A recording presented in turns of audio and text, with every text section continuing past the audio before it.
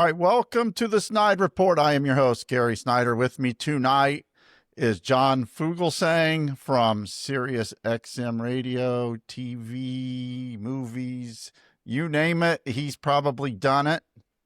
Well, I shouldn't go that far. John Fugelsang, welcome.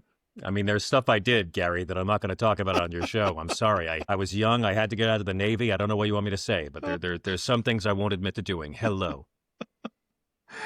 Well, thank you for joining us tonight. You know, you got that really neat background there. I've got my kitchen table. I tell people I do this in front of the kitchen table to drive home the issue, but really I'm just poor and can't afford a studio. Well, I just have a good backdrop of the city I live in. That's all I got here. So your house looks great to me.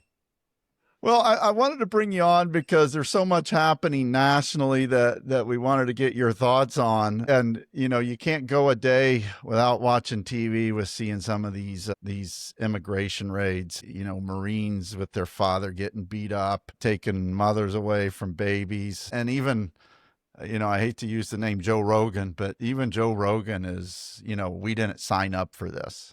Yeah, indeed. But they did. That's exactly what they signed up for. But yeah, this is, you know, every generation, this is not an American thing, it's a human thing, but every generation has to have a minority, a vulnerable, marginalized, powerless minority that Christian conservatives find it acceptable to persecute.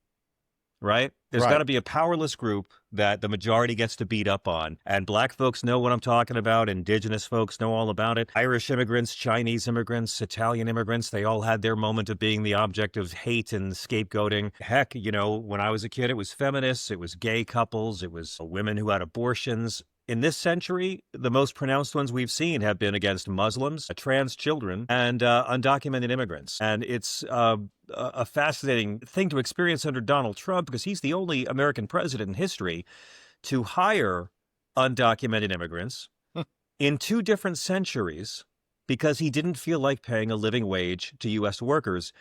And he does it while screaming about illegals. Hypocrisy is so insane that most mainstream media tastefully avoid ever mentioning it. But for me, I approach this from a version of what does the Bible say? Because I have this crazy subversive thing I do with the Bible, which is called reading it. And I particularly read the Jesus parts, which apparently does not make me a good American Christian. You're woke. But if you're going to go by the Bible, God is really unambiguous about welcoming the stranger. The entire Hebrew scriptures are filled with, I wouldn't call them polite requests. I'd call them consistent commands from God to welcome the stranger, treat the stranger like one of your own. For you were strangers too in Egypt. God says that 3 times in the Hebrew scriptures.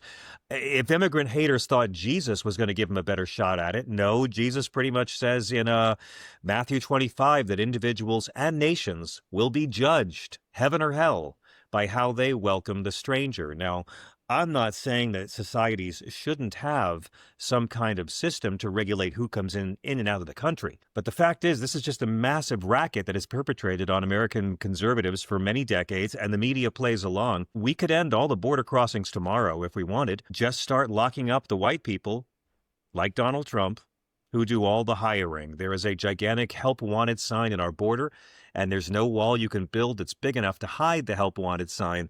They come here in many cases to flee persecution, but they come here because this is where the jobs are. And this is what no one in the Republican Party will talk about. This is what no one in the Democratic Party wants to talk about because we're all part of the same hypocrisy. I mean, you know, can you imagine? I mean, if there were only natural born citizens picking our agricultural products, a salad would cost $75. A lot of MAGA folks don't eat many salads, so it might not apply to them. But illegals is a racist, otherizing, inhuman term. There's no Fox News anchor has ever called a white lawbreaker an illegal. And I'd like to see some Democrats come out and say, here's my bill. We're going to make it a felony, 1 year in jail automatically if you hire an undocumented immigrant. You will never see the Republican Party go after this.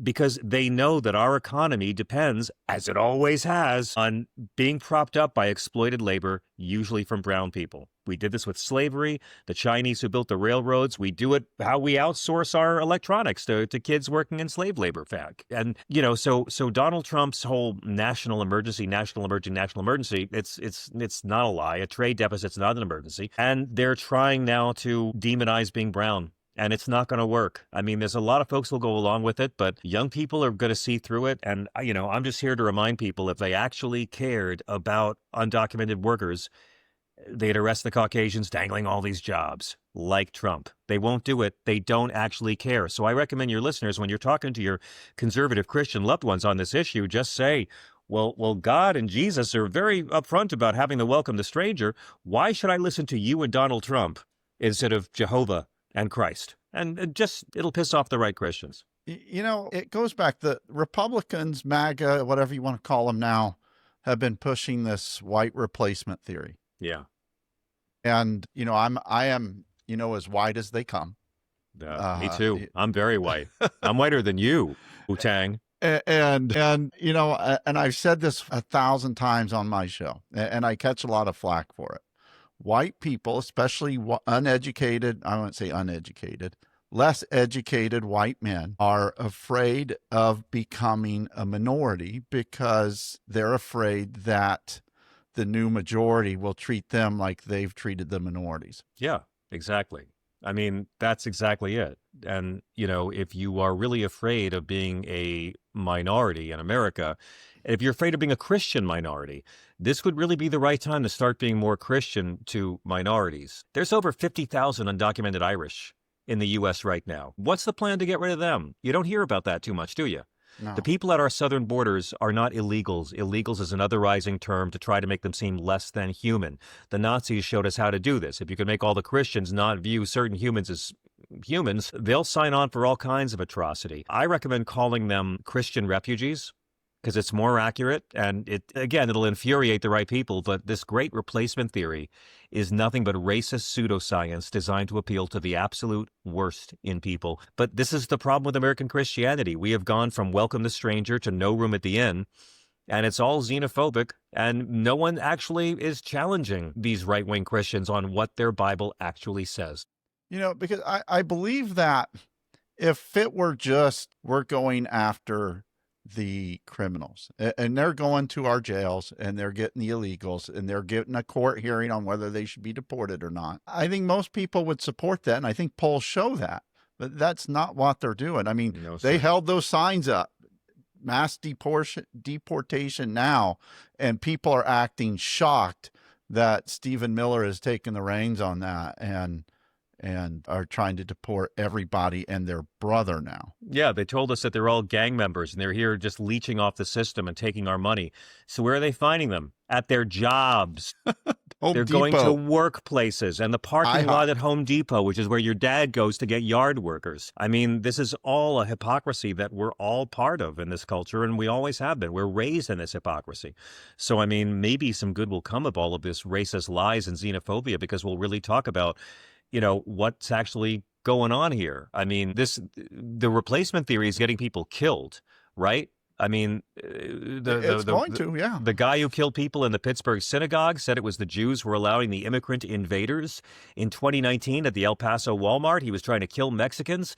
The great replacement theory inspired the Christchurch mosque shootings in New Zealand in 2019. And again, it's not based on any kind of science. It's a racist lie. It was Ronald Reagan who promoted amnesty, not Democrats. And there's a long history in this country of Christians who don't despise immigrants, and it's because they've actually read the Bible. John, can you hold to a quick break? I'd love to. Absolutely. You're listening to the SnydeReport. I'm Gary Snyder. We'll be right back. Welcome back to the SnydeReport. I am your host, Gary Snyder. With me is John Fugelsang from SiriusXM Satellite Radio. John, just real quick, tell us a little bit about your show. My show is called Tell Me Everything. It airs every night on SiriusXM Progress. We're the primetime lineup over there. And we have everybody from rock stars and rappers to movie stars and filmmakers and artists to activists, journalists, politicians. We've had everybody from Bernie Sanders to Chris Christie, everybody from Rakim to Brian Wilson, from Ashanti to John Fogerty has done this show. Wow. Jasmine Crockett and Adam Schiff and, Bernie Sanders and tons of great folks. And we get some Republicans too. If you don't have SiriusXM, you can hear our show as the John Fugelsang podcast. It's a best of that's free every day that comes out every morning. And it's the highlights of last night's show. Well, I listen. I have satellite. I have the SiriusXM in my car Thank you. on my phone. So Right let's give that a plug. I feel so validated. Thank you, Gary. I try. The other thing that's kind of happening right now is, besides Trump dropping the F-bomb on the F and the bomb on it's the whole Israel-Iran thing that has been going on for a long time. We'll just only 12 days. It's only been 12 days, I heard. Just 12 days. And, it's classic Trumpism. Yes. Let's create or help create a problem. We'll solve it and claim victory. Yeah, exactly right. I mean, he's trying to call it a 12-day war. I'm calling it the penis measuring contest that lit itself on fire. Him and Netanyahu, they've got right there on the table. After decades of all these threats and all the goading by Netanyahu, Trump became the first American president to bomb Iran. He's not the first American president to go for regime change. Let's not forget, all of this is happening because Dwight Eisenhower wanted regime change back in the 1950s because we didn't like that Mossadegh, their democratically elected president, had the temerity to try to nationalize British petroleum. So we had a coup. We threw out their democracy, replaced it with the dictator, the Shah, who slaughtered and raped people, and that's why the religious kooks eventually took over. So don't forget, the religious kooks there, it's Eisenhower's fault. And the fact that there's not a functioning nuclear deal to keep Iran from getting nukes is Donald Trump's fault, because Barack Obama and a multi-nation coalition gave us one. Trump tore it up. So now, where are we at in this whole thing? I mean, we just spent billions of taxpayer dollars to bomb a sovereign nation without congressional approval. We had no solid evidence they had a nuclear. He tore up the agreement that kept them from building a nuclear bomb, and our military was swearing they were abiding by it. They still have their enriched uranium. The same regime is still in power. What do we get from this exactly? I mean, what did he bomb? Like, he bombed empty buildings in a parking lot. He telegraphed the strike days in advance on his social media platform.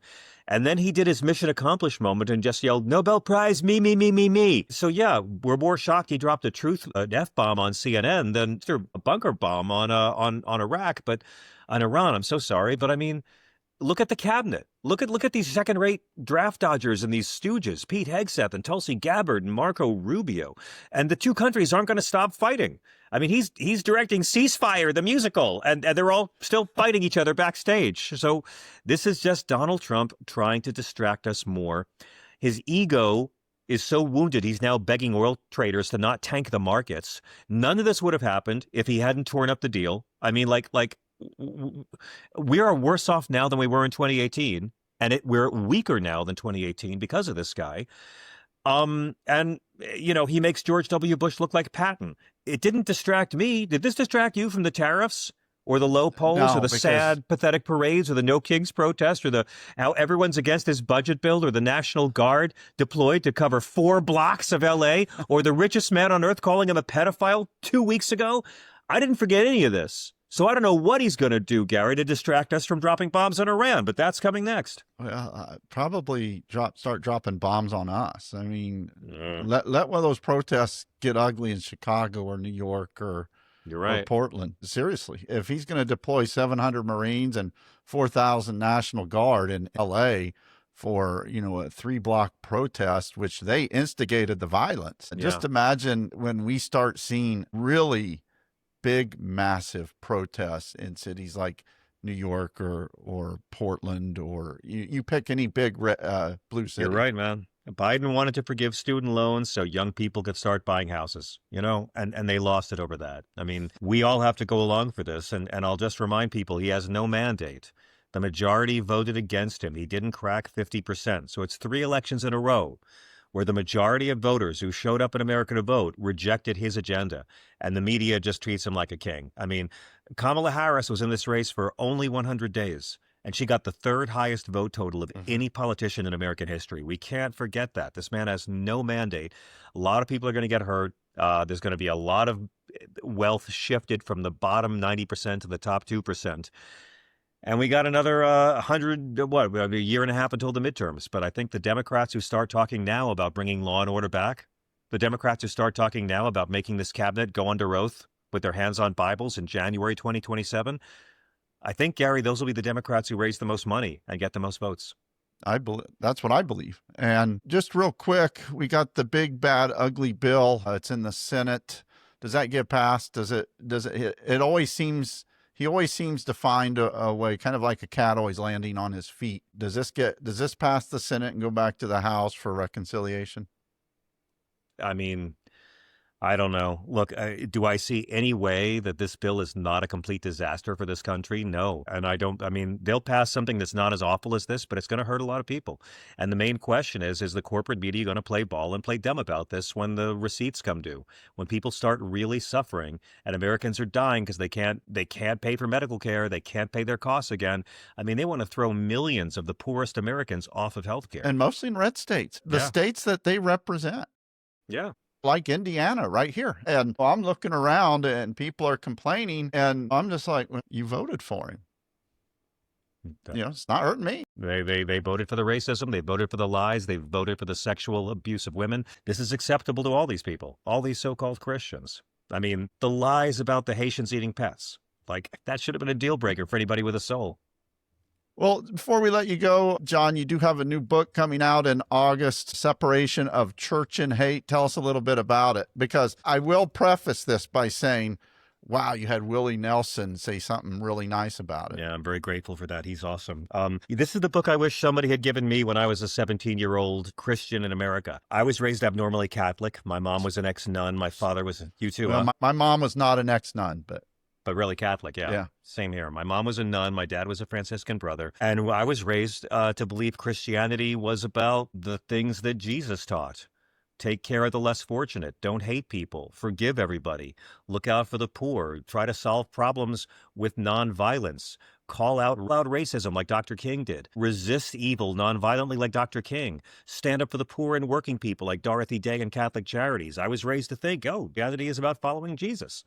And then I grew up in America where this religion had been hijacked by all of these former segregationists and blow-dried televangelists pimping this idea of put women in jail for abortion, even though the Bible never mentions abortion, condemn and persecute gay people, even though Jesus commands us to treat them exactly as we treat him, and even tells us they're born that way in the Bible. Jesus does that. This culture that when I was a kid that thought apartheid was fine and thought the real problem was feminism, even though Jesus is the biggest feminist in the Bible. And they like to say that the largest growing religious group in America are people who consider themselves, are people who are Muslims or Mormons. I think the largest growing group are people who were raised religious and now consider themselves spiritual because they're so turned off to all this hypocrisy. So this is a book, Separation of Church and Hate, a sane person's guide to taking back the Bible from fundamentalist, fascists, and flock-fleecing frauds. It's for believers of any religion and atheists and agnostics of all kinds. I wrote a book for believers and atheists, for anyone who's ever going to have to deal with a Christian nationalist or a fundamentalist in your family and your job, your neighbor, your social media feed. And it's all about how on all the issues that divide us, the Christian right is generally speaking against Jesus on everything. So from immigration, poverty, healthcare, feminism, guns, sex hang-ups, abortion rights, LGBTQ equality, we go through the death penalty. I go through every topic that divides us and shows how if you are standing up for the least of these, even if you're an atheist, Jesus probably has your back. So it's a guide to actually take the Bible away from these frauds, whether you believe in the Bible or not. And I hope your listeners will get a copy before it's banned in Florida by Thanksgiving. Well, in Indiana, we have Lieutenant Governor Pastor Micah Beckwith, who his whole campaign was why you should be a Christian nationalist. So that is our Lieutenant Governor here in Indiana. So and these guys are never debated on the faith.